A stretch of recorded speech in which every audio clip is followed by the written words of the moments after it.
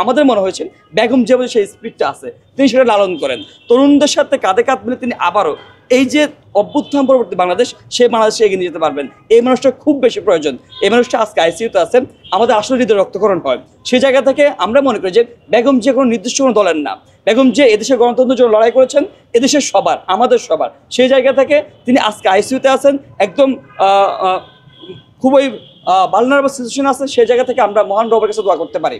আমাদের শুধু এতটুকু চাওয়ার আছে, দোয়া এতটুকু স্কোপ আছে। সেই জায়গা থেকে আমরা আজকে দোয়া মিলাদ মাহফিল আয়োজন করেছি, আমরা অনেকে ইনভাইট করেছি, অনেকে এসেছেন, এতটুকুই। আপনি ব্যক্তিগতভাবে এটার উদ্যোগ নিলেন, এটা মানে কোনো বিশেষ? দেখেন, বিশেষ কোনো কিছু না। আমি তো মানে যে কয়েকটা কথাবার্তার মধ্যে বলেছিলাম যে বিশেষ কোনো কিছু নেই। তা আমাদের মনে হয়েছে এই মানুষটা দরকার।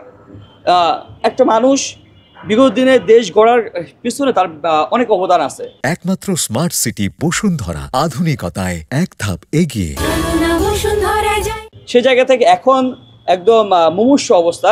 আমরা তো আমাদের জায়গা থেকে অন্তত এতটুকু করতে পারি, একটা দোয়ার মিলাদ মাহফিল আয়োজন করতে পারি, আমাদের কালচার। কিন্তু সেই জায়গা থেকে আয়োজন মানে এই উদ্যোগটা নেওয়া। দেখেন, বিএনপিতে যোগ দিচ্ছে না দিচ্ছে সেটা কোনো বিষয় না।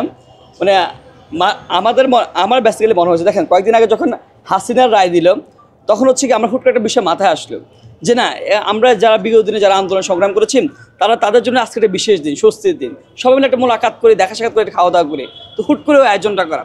অনেকে ভাবতেছি আমি যেহেতু হচ্ছে বামপন্থী বেশি, মানে ডান বা সবাইকে যাওয়া ভিন্ন কোনো উদ্দেশ্য থাকতে পারে। আজকে আবার বেগম জিয়া যখন মানে প্রোগ্রাম করলাম, তখন মানুষ ভিন্ন কোনো উদ্দেশ্য থাকতে পারে। কালকে যখন আরেকজনই প্রোগ্রাম করে বলেন না, কাজে তো ওইদিকে যাওয়া হয়তো বা। আমাদের মনে হচ্ছে যে না, এই মানুষটা বিগত সময়ে বাংলাদেশের জন্য, এদেশের গণতন্ত্র টিকিয়ে রাখার জন্য যে লড়াইটা আমরা পরবর্তী আমরা চালিয়ে গিয়েছিলাম, সেই লড়াইটা আমরা মনে করি শুরু করেছিল এই প্রজন্মকে পথ দেখেছিল বেগম জিয়া। তার যে আপসহীন যে সংগ্রামটা, সেটা থেকে আমরা ইন্সপায়ার্ড হয়েছিলাম।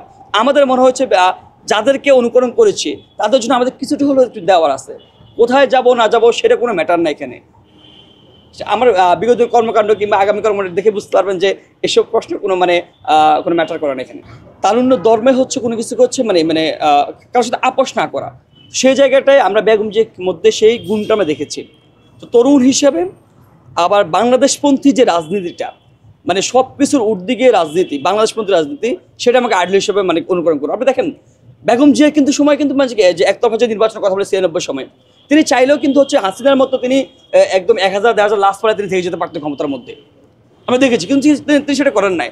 তার অস্তিত্বের মধ্যে, মজ্জা ও ধারণার মধ্যে সেটা নাই। কিন্তু ঠিক ওই 15 দিনের মধ্যে আবার নির্বাচন দিয়েছিলেন। তিনি চাইলেই কিন্তু 2000-3000 মানুষ মেরে থাকতে পারতেন।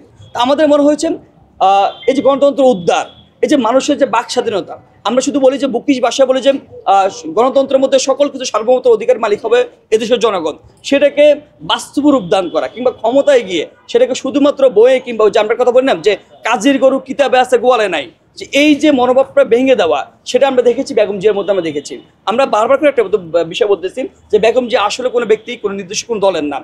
সে বেগম জিয়া হচ্ছে আমাদের সবার, বাংলাদেশের গণতন্ত্র উদ্ধারের জন্য, গণতন্ত্র এই যে বারবার করে হোঁচট খাচ্ছে, সেটাকে বারবার করে পুনরায় প্রতিষ্ঠা করার জন্য বেগম জিয়া আমাদের আইডল হতে পারে।